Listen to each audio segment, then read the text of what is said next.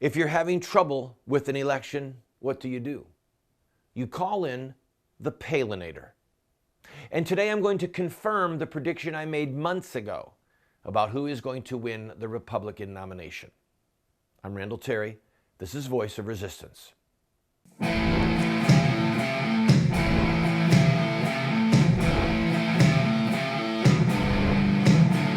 Those who forsake the law praise the wicked. Those who uphold the law resist them.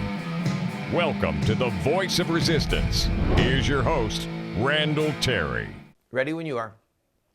In 3, 2, and she did it.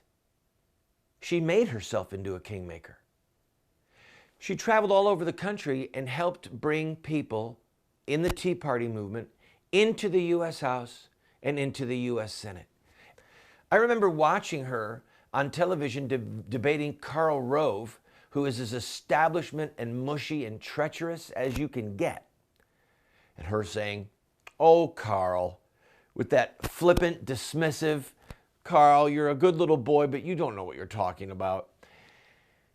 It was a blast to watch then, and it's going to be wonderful to watch now. My wife is almost a fanatic Sarah Palin fan. And really and truly, what's not to like? Sure, they're human. Sure, her and her husband have probably had some struggles. Who is married and hasn't had struggles? Sure, she's got kids who have gotten into some trouble. Who has older kids that have not gotten into any trouble? In other words, this is a real human life drama story. One of the problems that we face in the Christian world, especially in the evangelical world, is that we want our heroes to be flawless. But we have to remember that they're porcelain. They have feet of clay. So when we look at the faults of any of our candidates, remember ourselves. In fact, one of the passages in the scriptures says that. When you find somebody who stumbled into sin, restore him with the spirit of gentleness, remembering yourselves, lest you too be tempted. So, yes, the Palin family has had its difficulties, but Billy Bob and I were talking off the air today. In the evangelical world, who is a bigger political rock star than Sarah Palin? I can't think of anyone. If you would like to email us, go to our website and email me who you think could be a contender with Sarah Palin who is not running for president now. Even if you took those who are running for president now, who have some following in the evangelical community. Rick Santorum. He's no Sarah Palin. Rand Paul. No? I mean, where do you turn? So, when I watched the endorsement, I thought this is going to be devastating to Ted Cruz's campaign. Devastating. Because Sarah Palin gives the final good housekeeping seal of approval. Her stamp of approval, her maternal, happy stamp of approval goes to Donald Trump for the evangelical world. Do we have time, Billy Bob, do we have time to play that clip? All right, let's play the clip and you'll see what all the hubbub is about. Are you ready for a commander-in-chief? You ready for a commander-in-chief who will let our warriors do their job and go kick ISIS ass? Ready for someone who will secure our borders, to secure our jobs, and to secure our homes? Ready to make America great again? Are you ready to stump for Trump? So she is ready to stump for Trump. And she made that little comment at the beginning about kicking the behind of ISIS. And that shows something about this election cycle that was not present 4 years ago with Romney. It certainly wasn't present 4 years ago with McCain and Palin. And I want to discuss that when I come back. And I'm going to tell you who I believe is going to win the Republican nomination and what I believe about the Democratic nomination. Don't go away. I'm Randall Terry. This is Voice of Resistance.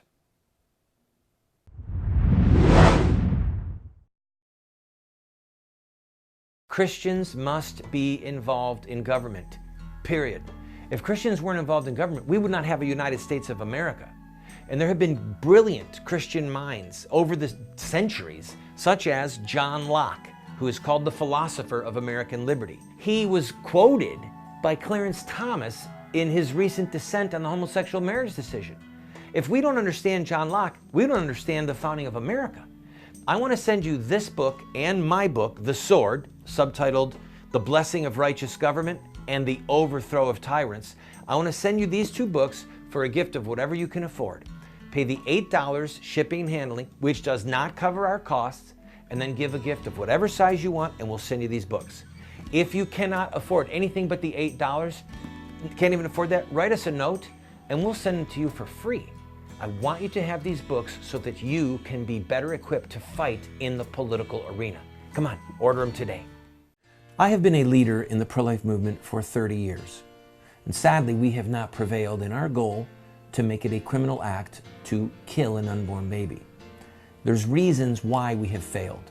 I wrote this book, A Humble Plea, to Catholic bishops, to evangelical clergy, and to lay people, explaining where we went wrong and what we have to do to prevail. We've made this available as a PDF online for free. I encourage you to go and download your own copy.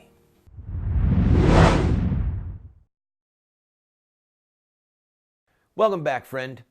The commandment says, "You shall not take the name of the Lord your God in vain, for the Lord will not hold him guiltless who uses his name in vain." In other words, it's a sin to use the name of God in vain, in an empty way. And arguably, in many circumstances, it would be a sin to use God's name in an imprecation.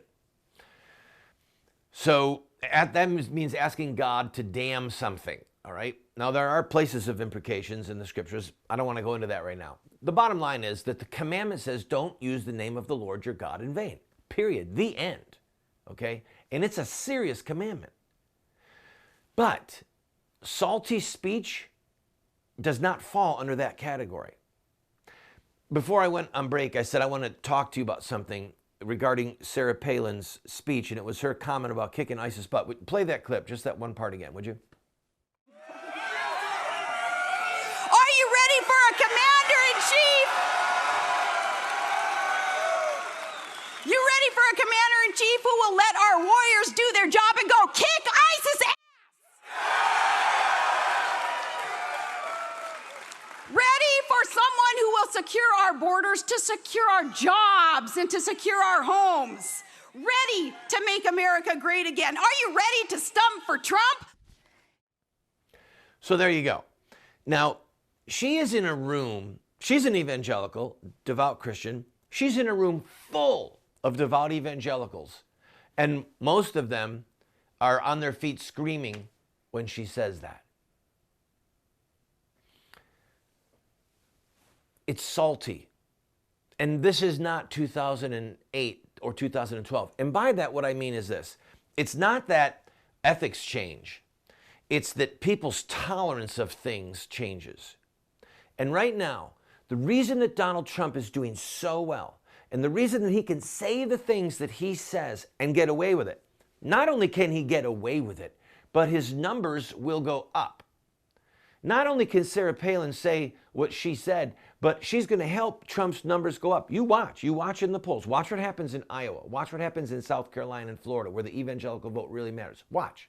Nevada. Watch. The numbers are going to go up in spite of the fact that Donald Trump has been using very salty language, even saying some things that I can't believe that he said. I won't even repeat them here. But it's that people's tolerance has changed. Their tolerance of treachery and the Republican backstabbing and us being sold down the river for the financial gain of a Wall Street elite and an international commerce elite and the oil cartels elite. Our tolerance for that has collapsed. We have had it. And correspondingly, our tolerance for the language of the sailor, not using the Lord's name in vain, no, but our language for Sarah Palin, a poster child of evangelical mom, a Christian woman, she can say that and bring people to their feet, because part of it is, the salty sailor language is the language of fighting. It's the language of picking a fight. Hey, you. And then language changes.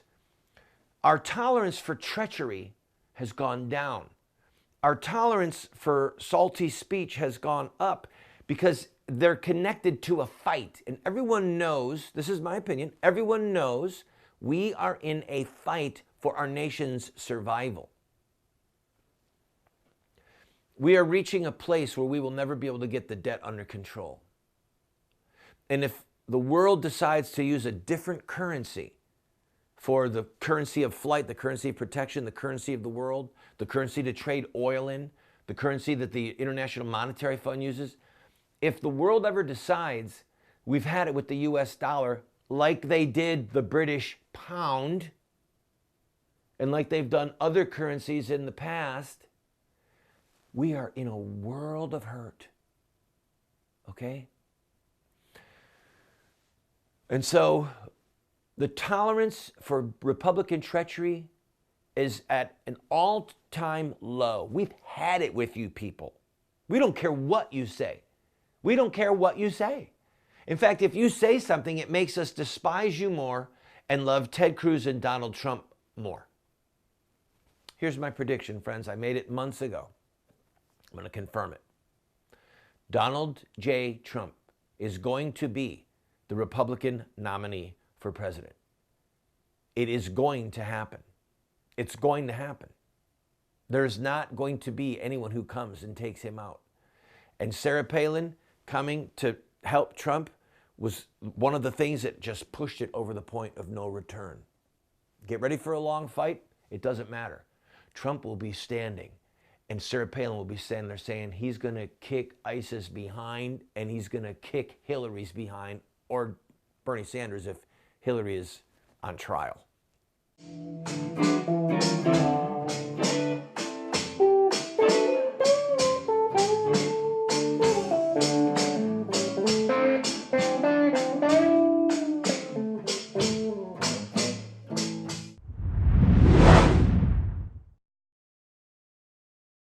Friend, this TV show represents a mission. It's to be a voice of resistance to the evil in the land, but also to inspire people like you to take a stand at any level that you might be able to equip you, to inspire you, to challenge you, to give you the rhetorical ammunition that you need. But we still have to pay bills. This program, as you know if you're a regular viewer, we don't spend a lot of time raising money. We don't spend a lot of time saying, oh, you need to buy this and we're going to run. No, we're bringing you a message, but we still have bills that we need to pay. I'm asking you, if you have been blessed by this show, to please go to our website or send a check to the address you see on the screen or call the phone number that you see on the screen and use your credit card and to give $50 or $100 or $500 just to help us meet our normal expenses. And we'll keep bringing you this hard-hitting show. In social revolution, peaceful social revolution, there are rules. And those rules have been established by social revolutions of the past, and the Christian community in America has failed to obey a lot of those rules, and that's why we keep losing. I put together Insurrecta Next, a 14-part television series on the history and the theology of social revolution. I encourage you to watch it. It will make you a force for righteousness, for social revolution.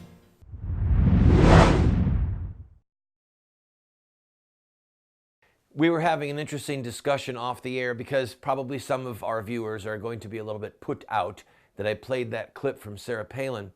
Friends, listen to me. If you watch the secular news, which I hope you do, okay, then you're going to see, and you already have seen, a lot of that.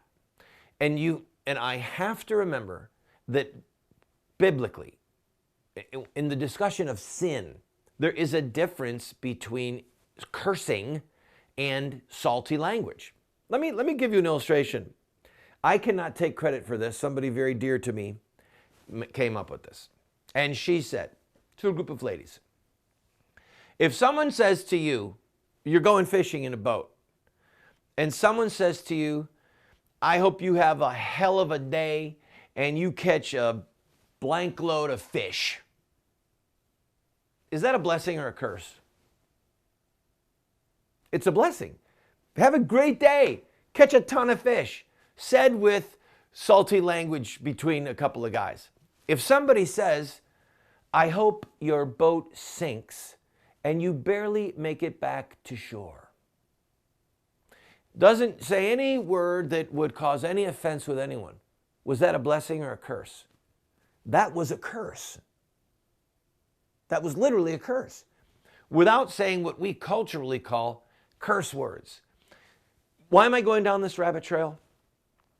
Because we are way past the time for hair splitting and debating how many angels can dance on the head of a pin. Okay? The blood of innocent babies is crying out to God for vengeance. The crime of sodomy and the homosexual so-called marriage movement is beckoning God to bring down judgment. We need to reform this country. We need to get it back. And if you read the book of Ezekiel, you will see some of the most appalling language used by God himself to describe the whoredoms of Israel. Okay? So God himself using very salty language that most people would never use in mixed company. We're past having feigned outrage over this stuff. We're past it. And do I trust Donald Trump, the man who says 2 Corinthians? Listen, this is my point. I've been in the church preaching, speaking publicly, doing Bible studies, preaching in pulpits for almost 40 years. Okay, I started preaching as a teenager. And I've heard people say, turn with me to 2 Corinthians blank. So what that he said 2 Corinthians as opposed to 2 Corinthians? Who cares? It's much to do about nothing. All right? They want to embarrass Trump. They want to take away his credibility. That's what it's all about. And here's why Sarah Palin's endorsement of Trump completely altered the balance of power. Sarah Palin is the Christian equivalent of a rock star. And if she says it's okay to stump for Trump, I'm going to do it. It gives permission to literally hundreds of thousands of evangelical moms who have got her books on their coffee table and her family's picture, in their laundry room, whatever. It gives permission for evangelical women to say, well, if Sarah says he's good, then I'm going with him. And he is older and wiser than Ted Cruz, even though Ted Cruz is an evangelical. Clearly, Donald Trump is not an evangelical, okay? Clearly, some of his conversions to pro-life or to marriage are recent. Are they real? Are they feigned? I don't know. Only God knows his heart. I hear his words, and I see Sarah Palin endorsing him, and I'm telling you, he's going to be the Republican nominee. We'll talk about Hillary when I come back.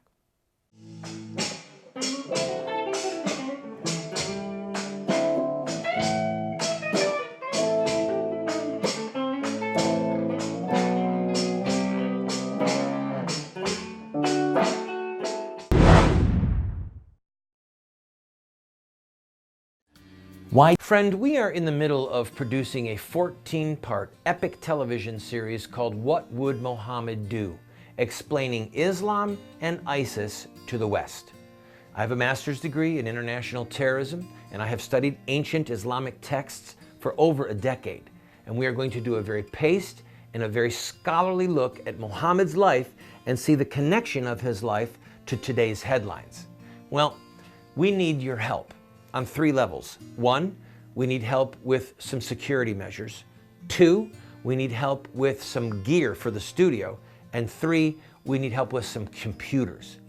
I'm inviting you to go to the GoFundMe site that you see on the screen and watch the pilot for episode 1. You'll get a feel for what it's going to be, and I promise you, you're going to be excited. You'll be challenged, and you're going to want your friends to see it. And then after you've seen it, give what you can to help us with this project. Thank you. I have no fear of the future. Let us go forward into its mysteries. Let us tear aside the veils which hide it from our eyes, and let us move onward with confidence and courage. Sir Winston Churchill.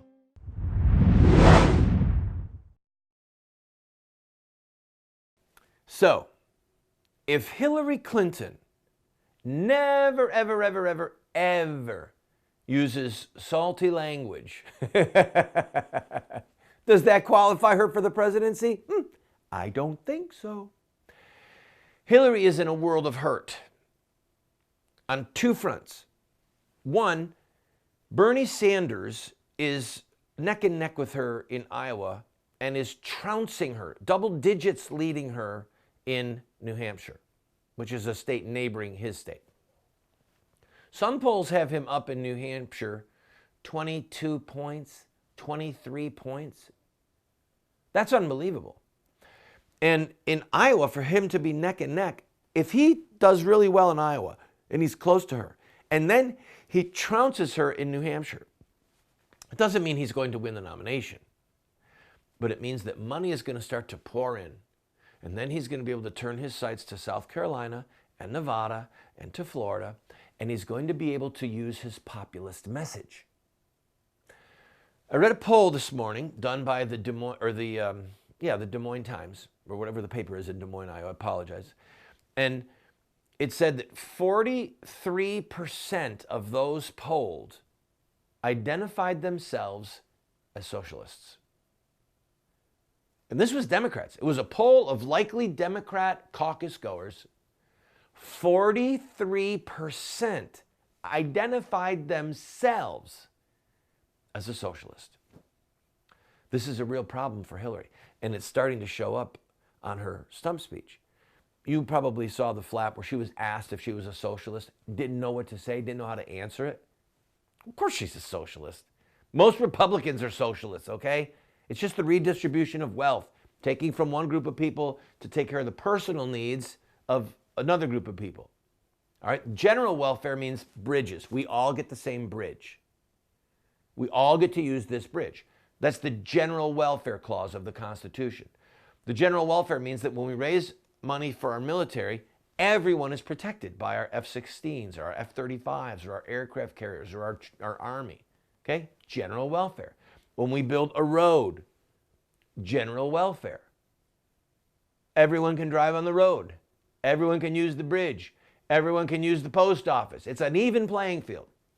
Socialism is when you take from one economic class of people and redistribute the wealth directly to another economic class of people. That's not the general welfare. That's specific welfare. We've come to call it welfare. Okay? Whether it's food stamps or whatever it is, okay? That's socialism. So of course we're a socialist country. But it still sounds like a dirty word. It still sounds like a curse word. So Hillary's in a world of hurt, and it showed up either yesterday or the day before in one of her speeches. She said, look, we can get to universal coverage for health care. Let's not fight about health care. Bernie and I both want to get to universal health care. She hasn't been saying that much on the stump. That means that she recognizes that she's in trouble from her left, from the socialist wing of the Democrat Party. And when she gets beat up in these 2 states by Bernie and the email scandals continue to bubble to the surface, she's going to be in for the fight of her life. And even if she beats Sanders and is the Democratic nominee, okay, even if she doesn't get indicted, Sanders is going to have her so beat up, and the email scandals are going to have her so beat up, and he is going to knock her block off in the political sense of the word.